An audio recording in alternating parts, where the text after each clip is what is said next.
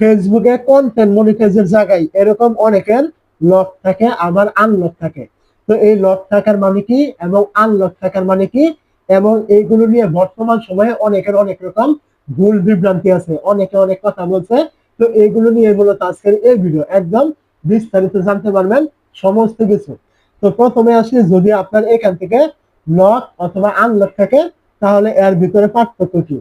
তো এই যে লক বা আনলক, এর ভিতরে পার্থক্য কি, ফেসবুক কিন্তু কোনো জায়গায় কোনোভাবেই কিন্তু উল্লেখ করে নাই যে আপনার এখান থেকে লক থাকলে কি হবে, আনলক থাকলে আপনার কি হবে।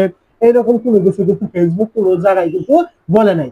শুধুমাত্র ফেসবুকের কোনো জায়গায় দেখা যায় আনলক, কারো জায়গায় দেখা যায় লক, মানে এরকম কোনো কিছু।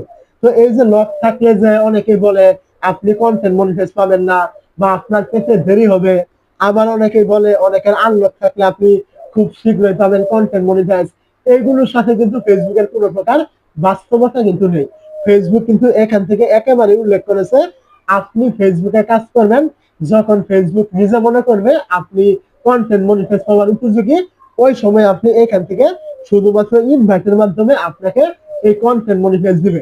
এরকম কিছু এখন লক থাকুক বা আনলক থাকুক, ফেসবুকে কিন্তু এরকম কোনো কিছু বেটার কিন্তু করে না। তো এই লক থাকা বা আনলক থাকা এইসব কিন্তু কোনো কিছুই নয়, এটা শুধুমাত্র ফেসবুকই জানে। এটা ছাড়া আমরা যে আদার্স ক্রিয়েটর আছি তাদের পক্ষে জানা কিন্তু কোনোভাবেই সম্ভব নয়।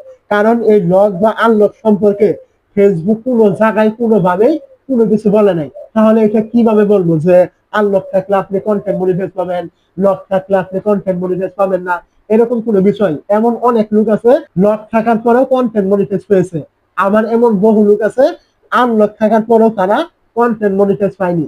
তো কাজেই আপনার এখান থেকে লক থাকা আনলক থাকা এইসব মাথা ঘামানোর কোনো দরকার নেই।